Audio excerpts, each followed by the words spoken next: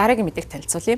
Умард Солонгос болон Өмнөд Солонгосын хувьд аль нь их орноо нэгтгэхийн төлөө байгаа гэдгээ үндсэн хууль болон бусад хууль тогтоомжтой тусгасан байдаг. За тэгвэл Умард Солонгосын хувьд үндсэн хуулиа шинчилж байгаа юм байна. За энэ хуулиндаа өмнөддөө нэгдэх асуудлыг үндсэн хуулиасаа хассан ийм үйл явдал болж байгаа юм байна. Умард Солонгосын хувьд Өмнөд Солонгосоо нэгдэх тухай бүх заалтыг үндсэн хуулиасаа хассан гэж Франц пресс агентлаг 5 гарагт мэдээлсэн. За энэ нь бол Пхеньяны зүгээс Сөүлийн эсрэг илүү дайсагнсан бодлого баримталж магадгүй гэсэн хандлагыг төрүүлэх шалтгаан болж байна. За Умард Солонгос их орноо нэгтгэхийг зорж байна гэсэн заалтыг үндсэн хуулийнхаа хамгийн сүүлийн хөлбөрт ороогүй. За энэ талаар Өмнөд Солонгосын нэгдлийн яамд босон хэвлэлийн багварлын үеэр мэдээлсэн байна. За өмнө нь Умард Солонгосын удирдагч Ким Жон Ун 3 дугаар сард танилцуулсан бодлогын илтгэлдээ бүгд найрамд Солонгос улсыг хамгийн их дайсагнагч улс гэж нэрлсэн. За 3 дугаар сард танилцуулагдсан гэгдэж байгаа шинжлэгдсэн үндсэн хуулийн хувьд Умард Солонгосын нутаг дэвсгэрийг тодорхойлсон шин заалтыг багтаасан.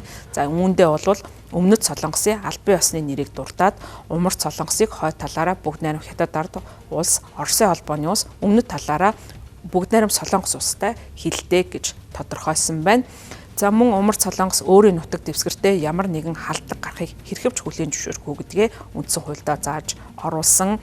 Өмнөд Солонгосын ерөнхийлөгч Ижиманы засаг захиргааны зүгээс Умард Солонгостой харилцаагаа сайжруулах, цаашдаа нэгдэх боломжийг эрэлхийлэх сонирхолтой байгаагаа удаа дараа илэрхийлсэн. За энэ утгаараа өмнөдийн зүгээс Умард Солонгостой яриа хэлцээ өрнүүлэхдээ ямар нэгэн урьдчилан нөхцөл тавихгүйгээр яриа хэлцээ өрнүүлэх боломжтой гэдэг уриалгыг гаргасан. За мөн хоёр улс инх тайвны цэцгийг дэлгэрүүлэх тавилантай улсууд гэж тодорхойлж байсан. За гэвч бол энэхүү бодлого нь амжилтанд хүрээгүй нь Умард Солонгосын үндсэн хуульд орсон шинэ өөрчлөлтөөс харагдаж байгаа юм.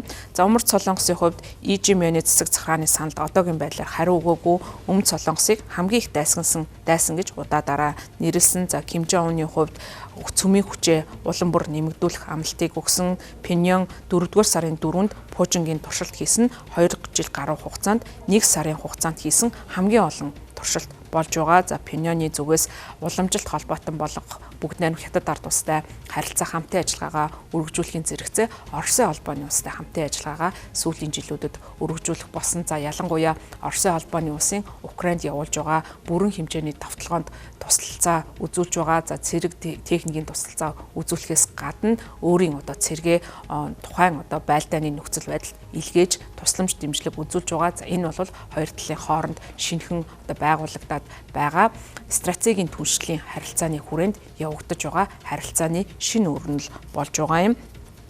Пхеньяны зүгээс Хятадтай худалдаа дипломат харилцаагаа гүнзгийрүүлж байгаа. За энэ талаараа бол Умард Солонгосын эдийн засгийг сэргээх бодлого гэдгийг өмнөдийн нэгдлийн яамнаас 4 сард мэдэгдсэн. За бүгд найрамд Хятад ард улс Умард Солонгосын эдийн засгийг гол дэмжигч байсаар ирсэн ч гэсэн Пхеньяны зүгээс энэхүү Оросын холбооны улстай харилцаагаа сайжруулж байгаа. За тухайлах юм бол 2024 онд бол аль нэгэн улс нь хооронд халдлагад өртсөн тохиолдолд харилцан бие биедээ дэмжлэг үзүүлэх тухай Батлан хамгаалах гэрээнд гар хэвсэг зурсан. За тухайн жилээ Умард Солонгос дайныг дэмжих зорилгоор олон мянган цэргээ Украин руу илгээж байсан. За тэднийг Киевийн хэдэн сарын туршид үргэлжилж байсан сөрөг давталгооноос хамгаалах зорилгоор баруун Курск мужид байрлуулж байсан. За Оросын холбооны улсын хэд хэдэн өндөр албан тушаалтан сүүлийн өдрүүдэд мөн Пхеньянд айлчилж байгаа. За энэ бол хоёр талын хамтын ажиллагаа ямар түвшинд өргөжиж байгаа нь бол харуулж байгаа юм. За мөн өрөндийн орнуудын зүгээс энэхүү харилцаа хамтын ажиллагааг бас шинэ хамтрал